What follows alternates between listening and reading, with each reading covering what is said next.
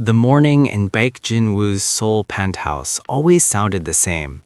The sharp snap of the morning paper and the delicate clink of fine bone china. Ada Collins moved like a shadow, efficient, silent, and invisible. But today, the rhythm was off. As she reached to set down his jasmine tea, her hand trembled. It was a fraction of an inch, but for a man who made his living reading the smallest tells, it was a thunderclap. Her silk sleeve caught on the edge of the silver tray, riding up just enough to reveal a jagged, yellowing bruise against the deep obsidian of her skin. It wasn't the mark of a fall. It was the unmistakable imprint of a man's grip. Ada gasped, a small, choked sound, and frantically pulled the fabric back down, her eyes darting to the floor in a silent plea for him to look away. Jin-woo didn't look away. In the underworld, Jin-woo was a predator, but he was a predator with a territory. To him, Ada wasn't just staff, she was an inhabitant of his sanctuary. He closed his ledger, the sound echoing through the cold room like a gunshot. He didn't ask if she was okay. He knew she wasn't. He simply watched the way she flinched at the sound of a car door closing in the street below. "Ada," he said, his voice as smooth and dangerous as a blade. "In this house, you are mine, and I do not let people break my things." What Ada didn't realize was that Jin-woo had just stopped being her employer and had become her guardian. And in Seoul, there was nothing more terrifying than a monster who decided to protect you. Baek Jin-woo sat in silence long after Ada had retreated from the room, the steam from his untouched jasmine tea curling into the cold air of the study.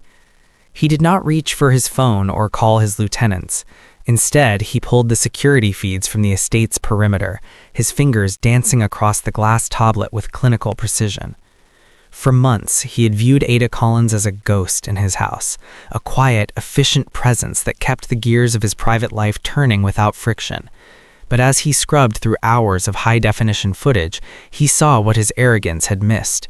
He saw Ada pausing at the reinforced gate every evening, her shoulders tensing as she scanned the black sedans parked down the street. He saw her taking the long way to the staff entrance, weaving through shadows to avoid the glare of passing headlights. She hadn't just been serving him, she had been performing a secondary, silent job. She had been ensuring that the filth of her reality never touched the pristine floors of his sanctuary. "She was protecting my peace," Jin-woo whispered to the empty room, a dark realization settling in his chest. To a man like Jin-woo, debt was a weightier currency than gold. The fact that a woman with nothing had tried to shield a man who had everything was an insult to his position and a testament to her grit. He summoned Min-ho, his head of security, who appeared in the doorway like a specter. "The maid," Jin-woo began, not looking up from the screen. "Ada Collins. I want the name of the man she is hiding from. I want his bank statements, his flight records, and the names of the people who think they can protect him from me." Min-ho hesitated. "Sir, she is just a domestic worker. The girl has no status. Bringing the syndicate into a personal matter could—" Jin-woo's gaze snapped up, cold enough to still the air. "She has worked under my roof for 90 days without a single complaint, while a predator hunted her at my very gates. She did not bring her terror to my table. She carried it alone so she wouldn't disturb me." He stood up, smoothing the front of his bespoke suit. "That is not status, Min-ho. That is loyalty. And in this city, loyalty to Baek Jin-woo is rewarded with the total annihilation of one's enemies." He walked to the window, looking out over the neon sprawl of Seoul. He realized now that Ada's silence wasn't weakness, it was a sacrifice. She had kept her problems away from his door to honor his home. Now it was time for him to step outside that door and remind the city why the shadows belonged to him. The debt would be paid in full, and the interest would be settled in blood. By midnight, the air in Jin-woo's private command center was thick with the hum of servers and the sterile scent of ozone. On the wall-to-wall monitors, a digital ghost began to take shape. This was the work Jin-woo favored, the slow peeling back of a man's skin to see the rot beneath. Min-ho stood by the central console, his face illuminated by the blue light of a government dossier. His name is Park Sang-hoon, Minho reported, his voice devoid of emotion. A director within the Ministry of Justice, specifically overseeing immigration and foreigner policy. On paper, he is a model civil servant. He gives speeches on the integrity of borders and receives commendations for his efficiency. Jin-woo leaned back in his leather chair, his eyes fixed on a photograph of the man. Park had a soft, unremarkable face, the kind of face that hid easily behind a desk. And the reality? The reality is a paper tiger who feeds on the invisible, Minho said, swiping a finger to bring up a hidden secondary ledger. We've traced a pattern. Park doesn't target the powerful or the connected. He targets women like Ada, migrants with pending visas, those whose legal status hangs by a thread he controls. He uses the threat of deportation like a leash. If they resist his advances or his demands for kickbacks, their paperwork simply vanishes, or a raid is triggered at their place of work. Jin-woo watched a series of bank transfers flicker across the screen. They were small amounts, carefully masked, but frequent. It was the profit of misery. Park was a scavenger, a man who built a kingdom out of the fear of those who had no voice in the halls of power. He thinks he's safe because his victims are ghosts in the eyes of the law, Jin-woo observed, his voice dropping to a predatory whisper. He believes that because they have no papers, they have no protection. He doesn't realize that in Seoul, there are laws older than his ministry. Jin-woo stood up and walked toward the screen, his shadow stretching across the data points of Park's life. He saw the man's weakness clearly now. Park Sang-hoon wasn't a warrior. He was a bureaucrat who hid behind a badge and a mountain of red tape. He was a man who only felt tall when he was standing on the necks of the vulnerable. He's been playing God with people who can't fight back, Jin-woo said, his reflection merging with the image of the official. He has spent years building this wall of paper to protect himself. We aren't going to tear it down, Minho. We're going to set it on fire. I want him to watch as everything he used to terrorize her becomes the very thing that traps him. The hunt had moved beyond the estate. The paper tiger had no idea that a real predator had just picked up his scent. Park Sang-hoon lived his life in the comforting warmth of bureaucratic immunity. To him, the world was a grid of files and stamps, and people like Ada Collins were merely ink on a page that he could smudge out whenever he chose. But as the first week of Jin-woo's shadow war began, the warmth turned into a localized, biting chill. It started with a phantom presence in his rearview mirror. On Tuesday morning, as Park pulled out of his gated apartment complex, a sleek black sedan with windows so dark they looked like polished obsidian pulled into the lane behind him. It didn't tailgate, it simply sat there, a silent, heavy shadow that maintained a perfect mathematical distance. When Park took a sudden, unplanned turn toward a coffee shop, the sedan followed with a smooth, predatory grace. It didn't park, it merely idled at the curb, the low thrum of its engine vibrating through the pavement and up into Park's soles. By Wednesday, the shadows had multiplied. Every time Park looked out of his office window at the ministry, he saw a black sedan parked at the far end of the lot. When he went to lunch, a different one sat across the street. There were no threats, no phone calls, and no confrontations. There was only the unseen hand of Jin-woo, reminding Park that the anonymity he used to hunt others was now being used to hunt him. The psychological weight began to fray the edges of Park's composure. He found himself checking the locks on his office door 5 times an hour. At night, the silence of his luxury apartment felt heavy, as if the walls themselves were leaning in to listen. He tried to tell himself it was a coincidence, perhaps a new security detail for a neighboring politician, but the precision was too deliberate. On Friday evening, the pressure reached its peak. Park walked out to his car in the underground garage, his keys trembling in his hand. As the lights flickered on, he saw it. A single black sedan idling near the exit, its headlights cutting through the gloom like the eyes of a deep-sea creature. The driver remained a silhouette, unmoving and unknowable. Park froze, his breath hitching in his chest. For the first time in his life, he understood the paralyzing terror Ada felt every time she heard a heavy footstep. He was no longer the hunter. He was a mark, being measured for a grave he hadn't yet realized was already dug. He scrambled into his car and fled, unaware that every movement he made was being fed back to a silent study where Baek Jin-woo watched the monitors with the cold, patient smile of a man who had already won. While Park Sang-hoon was busy jumping at shadows in parking garages, Bak Jin-woo was quietly dismantling the very foundation of the official's power, Ada's fear of the law. He understood that Park's greatest weapon wasn't a gun or a knife, but a stack of deportation orders and the threat of a forced exit from the only life Ada had left. In the dim, wood-paneled quiet of his study, Jin-woo met with a man the city knew as a high-priced immigration attorney, but whom the underworld knew as the architect. On the desk between them lay Ada's original passport and a thin, worn file. "The status is precarious," the architect noted, adjusting his glasses. "Director Park has flagged her file. Any standard application for residency will trigger an immediate alert on his desk. He's built a cage of red tape around her." Jin-woo didn't look up from the city lights. "Then don't use the standard doors. I want her status secured through the back channels of the ministry's own disaster recovery database. If Park looks for her file tomorrow, I want him to find a void. And when he tries to recreate it, I want the system to tell him she's already a naturalized citizen with high-level clearance." "That requires hacking a government mainframe and altering records at the root level," the attorney whispered, his face paling. "That's not just a legal favor, Jin-woo. That's a declaration of war against the state." "The state is being represented by a man who uses his badge to bruise women," Jin-woo countered, his voice like grinding stones. "Do it. Secure her life.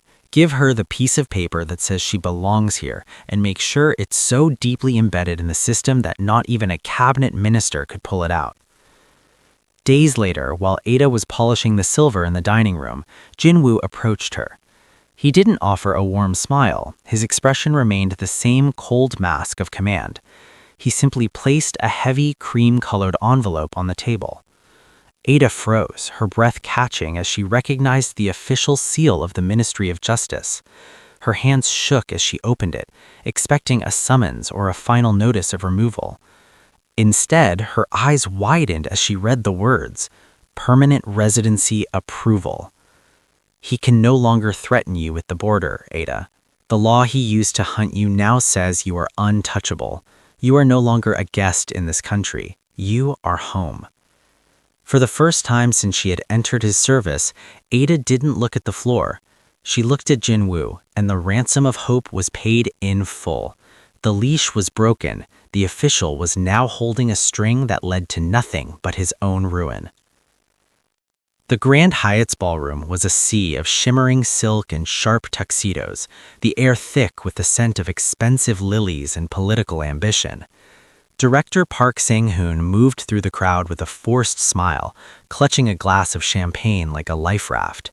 The psychological pressure of the past week had left him hollow-eyed, but tonight was his night, a gala celebrating the ministry's humanitarian outreach. Here, among the elite, he expected to find his armor again. He didn't see Bak Jin-woo enter. Jin-woo did not make entrances. He simply became the center of any room he occupied. When Park finally noticed the tall, imposing figure standing near the banquet table, his heart hammered against his ribs. Jin-woo was dressed in a suit that cost more than Park's annual salary, looking every bit the legitimate tycoon. Jin-woo waited until Park was mid-conversation with the vice mayor before gliding toward them. "Director Park," Jin-woo's voice was a low, melodic purr that cut through the ambient chatter. "I was just discussing your department's efficiency with some associates.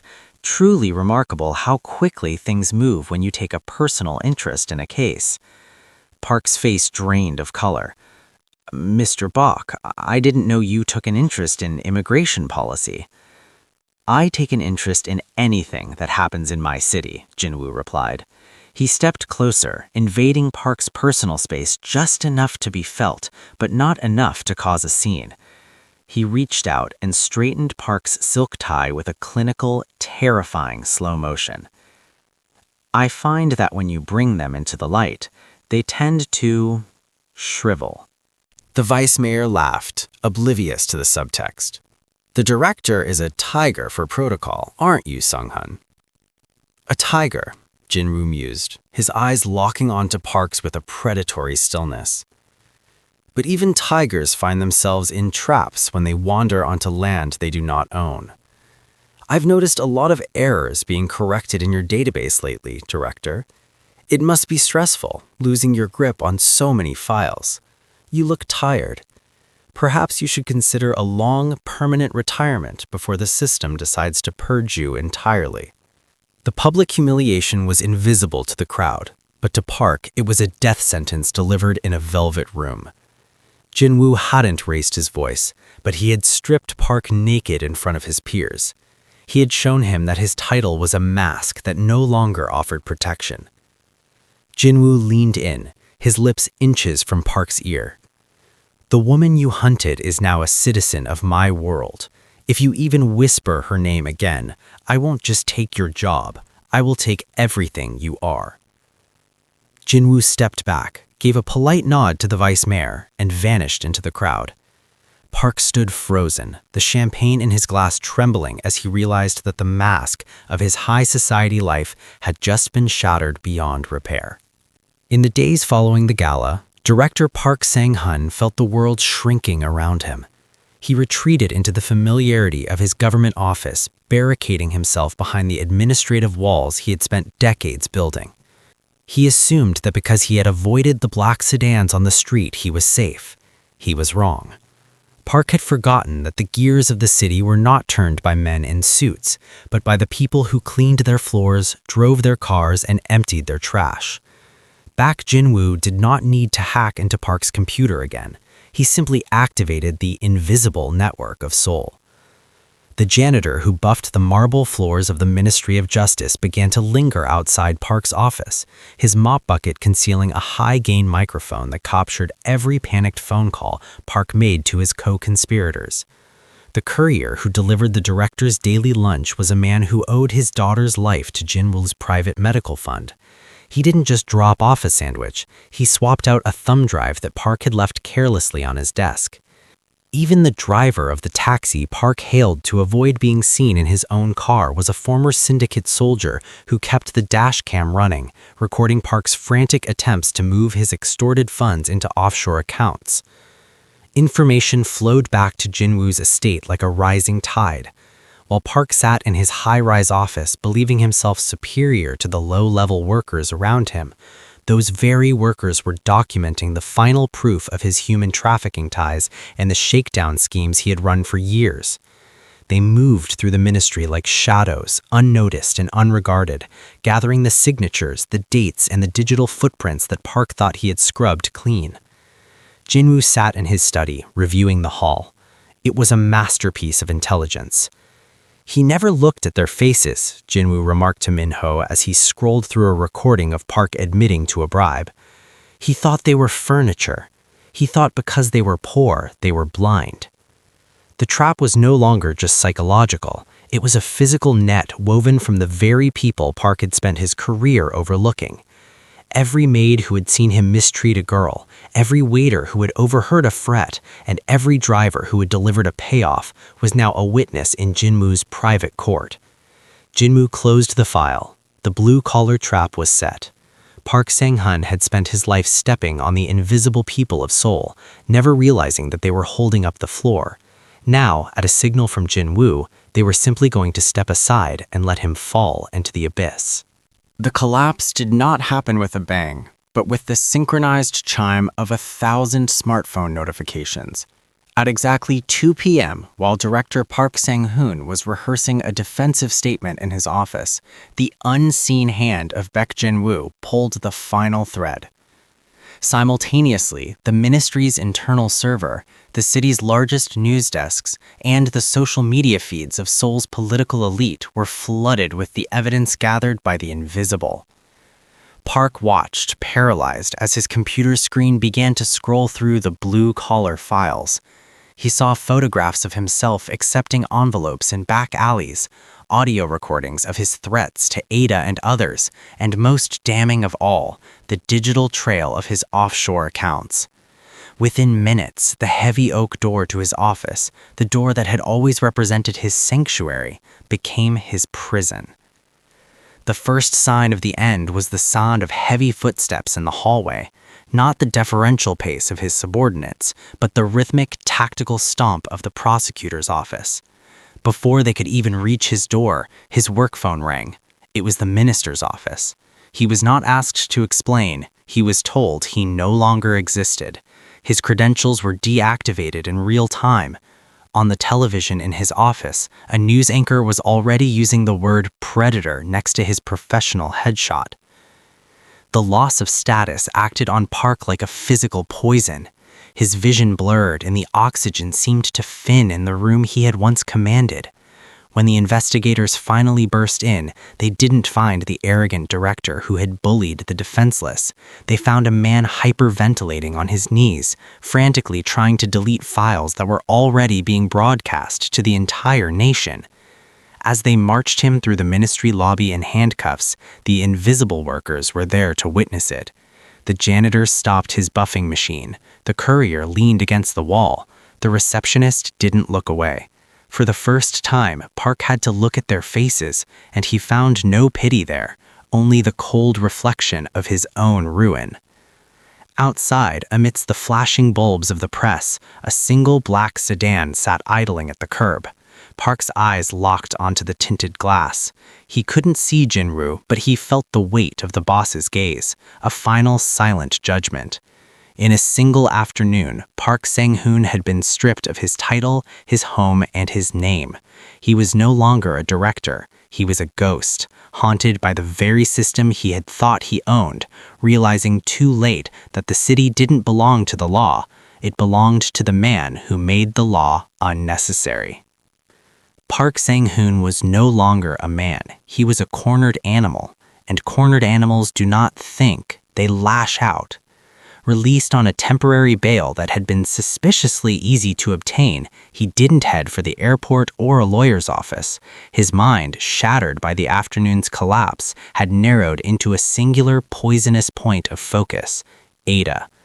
In his twisted logic, she was the leak, the catalyst, the thing that had dared to break its silence and ruin a god.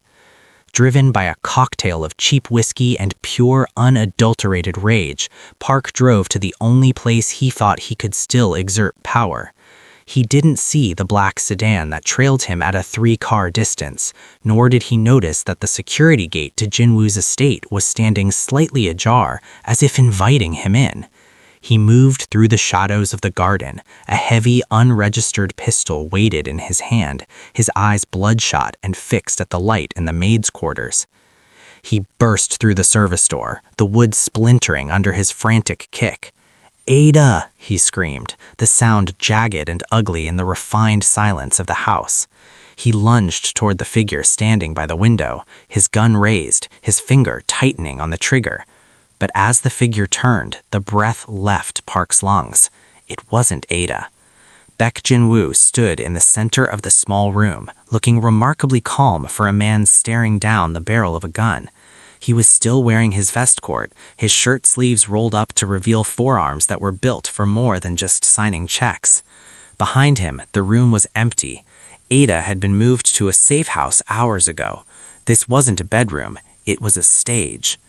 "You're late, Director," Jinwoo said, his voice dropping to a low, rhythmic vibration. "I expected you an hour ago. Alcohol always did make you slow." "Where is she?" Park shrieked, his hand shaking so violently that the gun barrel traced erratic circles in the air. "I'll kill you both. I'll burn this whole place down." "You'll do nothing," Jinwoo replied, stepping forward. He didn't flinch at the weapon. He moved with the terrifying confidence of a man who knew the ending of the book while the other was still struggling with the first page. "You walked into this house thinking you were the hunter, but you've spent your life bullying people who couldn't fight back. You don't know what a real predator looks like." In one fluid, blurred motion, Jinwoo closed the gap. He didn't use a weapon. He used the sheer force of a man who had spent his life in the trenches of the underworld. A palm strike to the wrist sent the gun clattering across the floor. A follow-up strike to the solar plexus dropped Park to his knees. Jinwoo leaned over him, his shadow swallowing the disgraced official whole. The lion doesn't hunt the mouse, Park. He just waits for the mouse to wander into the den. As the sirens began to wail in the distance, tripped by the estate's silent alarm the moment Park entered, Jinwoo looked down at the trembling man. The trap was closed. The official's final act of violence hadn't bought him revenge, it had bought him a life sentence. The sirens eventually faded into the rhythmic pulse of the Seoul night, leaving the estate in a silence that felt heavier yet cleaner than before. As the police cruisers carried the broken remains of Park Sang-hun toward a cell he would never leave, Baek Jin-woo stood on his balcony, watching the city lights flicker like a vast digital sea. The news cycle was already in a frenzy. The fall of the director was being hailed as a miracle of modern whistleblowing, a spontaneous combustion of a corrupt career. But in the smoky lounges of the elite and the cramped precincts of the police, a different rumor was taking root. A whisper of a shadow that moved faster than the law, a ghost that protected the invisible with terrifying efficiency. The city was on edge, a collective shiver running through those who had built their lives on the exploitation of others. They realized that in Seoul, there was now a line that could not be crossed without inviting a monster to their door. Inside the penthouse, the air had shifted. Ada Collins stood in the kitchen, the morning light beginning to bleed through the floor-to-ceiling windows. For the first time in years, the crushing weight in her chest had vanished. She looked down at her hands. They were steady. The bruises on her wrists had faded to faint, ghostly traces, but the memory of the man who had caused them felt even more distant, a nightmare dissolved by the sun. Jinwoo entered the room, his presence no longer a source of tension, but a quiet, immovable pillar of security. He watched her for a moment, noticing the way her shoulders had dropped, the way her gaze no longer searched the corners for an exit. "He is gone, Ada," Jinwoo said, his voice devoid of its usual predatory edge. "He will spend the rest of his days answering for every name he tried to erase. You are a citizen of this city now. You owe no one your silence." Ada looked at him, searching the hard lines of his face. She knew who he was, the blood on his hands and the darkness in his wake. But she also knew that when the world had turned its back on her, the monster had been the only one to offer a hand. "Thank you, Mr. Baek," she said softly. Jinwoo simply nodded and returned to his study. He didn't need her gratitude. He had restored the order of his world. That night, for the first time since she had arrived in Korea, Ada didn't check the locks 3 times. She didn't wedge a chair against the handle or jump at the sound of the settling pipes.